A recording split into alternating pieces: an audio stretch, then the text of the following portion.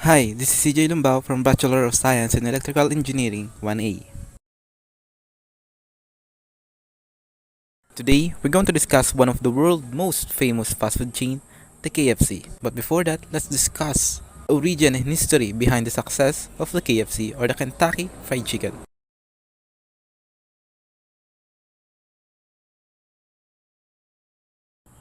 The Kentucky Fried Chicken or KFC was founded by Harlan Sanders, the face of the KFC.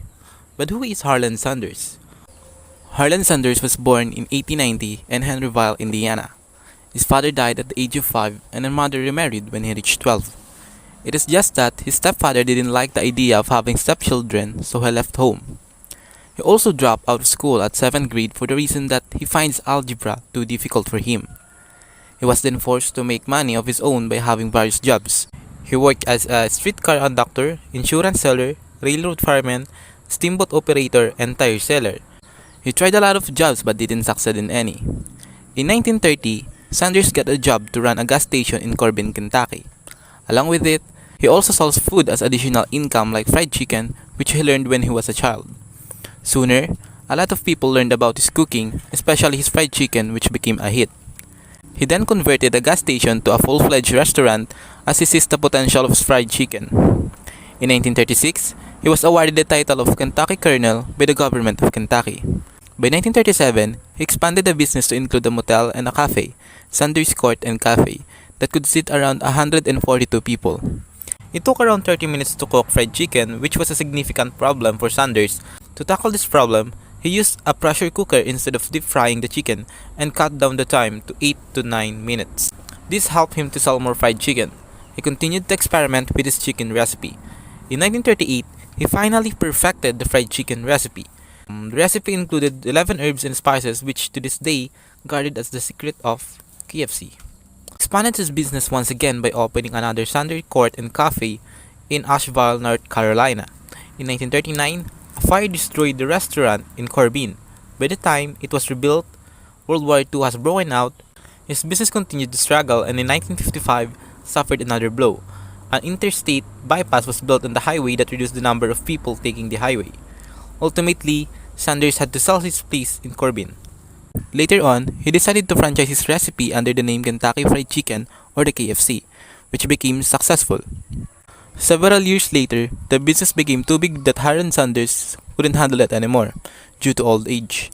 He then decided to sell the KFC and was then sold for $2 million in 1964 to the group of investors named John Brown and Jack Massey, under the condition that the quality of the fried chicken will remain. He will also receive a lifetime salary and that he will remain the face of the company.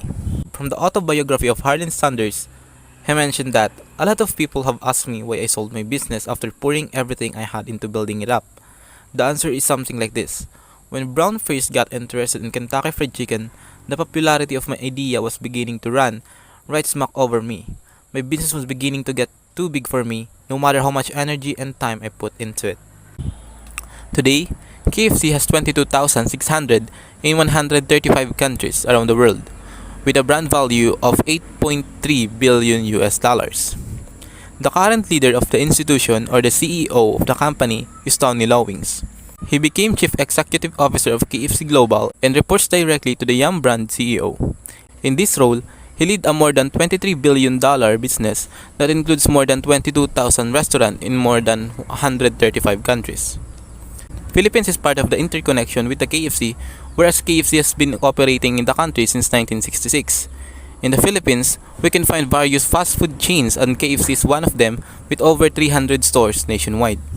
This opens various jobs for Filipinos as well as invited various opportunities. Now, follow-up question.